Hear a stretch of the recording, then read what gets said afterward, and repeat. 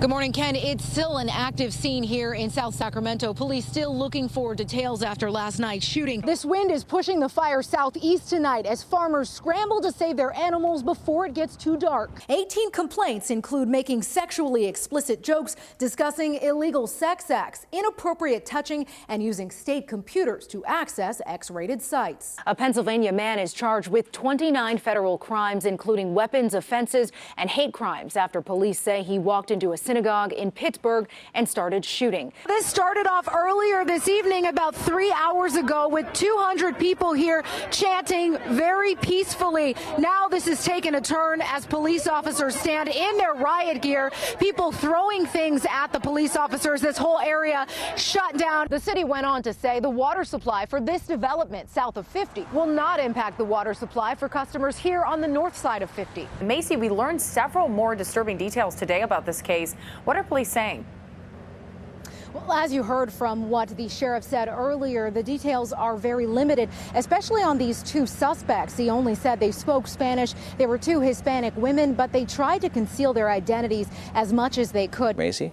Well, Tony, what looks like a victory for Republicans has Democrats outraged, and California lawmakers already making plans to push back against the legislation. This is Good Day. Tina, we need your energy to calm it down. I've been trying. Every year, thousands of pets die from house fires and smoke inhalation. Now, Bay Area first responders are working to implement a new device to prevent that. It's where my demons lie. Imagine Dragon. Yes! Demons.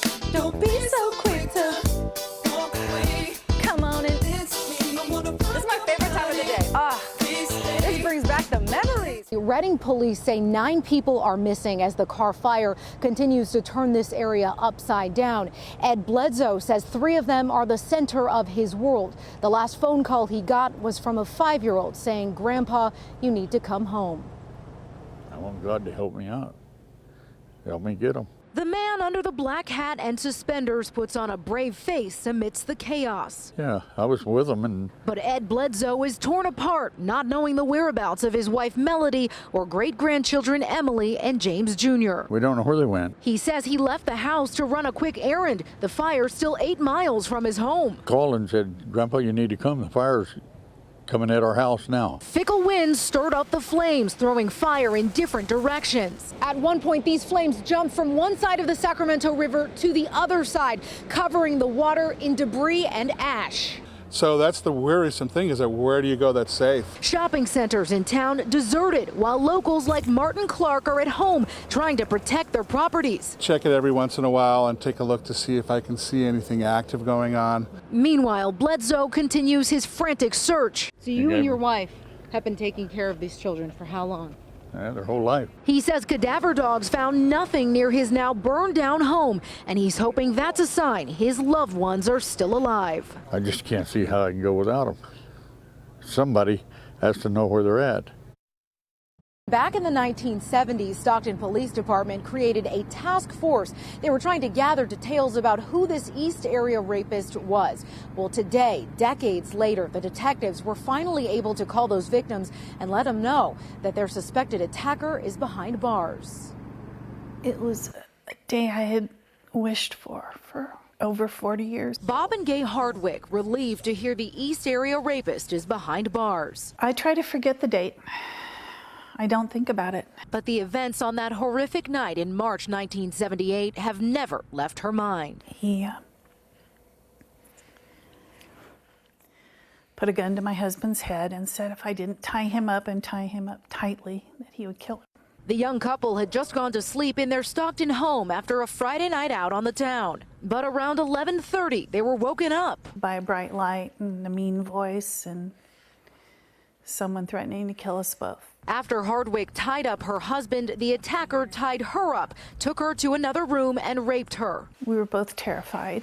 It's one of 2 identical attacks Stockton Police Department has been investigating since 1977. The method of operations, or MOs, were the same and are consistent with the criminal behavior of the East Area rapist. Police Chief Eric Jones says both cases remain open, but he hopes Joseph D'Angelo's arrest is the final piece of the puzzle for the department. Still, It appears at this time there was no physical evidence located that would link the arrested suspect to our two cases. Determined to get a fresh start, the Hardwicks moved to a new home and married the year after their attack. Oh, I loved her then as much as I love her today. And 4 decades after that terrible night, Hardwick says she looks forward to facing her attacker in court. I hope I can stand up and tell him that he didn't destroy my life. And like many others who survived him, went on to have a good life. Tomorrow, the Hardwicks tell me they leave for their first trip to Paris together, celebrating 39 years of marriage. And Gay says she will leave feeling more secure and relaxed than she's felt in the last 40. Wow. Yeah. Incredible. Safe travels and congratulations to them in more ways than one. Macy, thanks. Just before 6 o'clock, the boiling point for protesters furious about Stephon Clark's death. I'm not here for anything other than Stephon. Pressure continued to mount inside the lobby of City Hall, finally erupting into a march towards Golden One Center. If you don't stand up now, you ain't never gonna stand up for nothing. With signs and T-shirts in tow, they chanted Clark's name. Peaceful for the most part, with arguments and disputes bubbling up from time to time. We're not playing. We're not playing. The SAC here, you see all these people? Dozens lined the doors outside of the arena, refusing to let fans inside for the game. All the people that left out of respect for the family, I get that. But we here, we're not moving. Because if we move, then they get what they want. But even some protesters weren't sure this was the right move. I'm kind of biased on that situation, on shutting down the game. But at the same time, we got to get our point across. And as hundreds stood watching the commotion, it became clear the line between Kings fan and Clark supporter isn't so black and white. When that cop is brought to justice, then we know we've succeeded.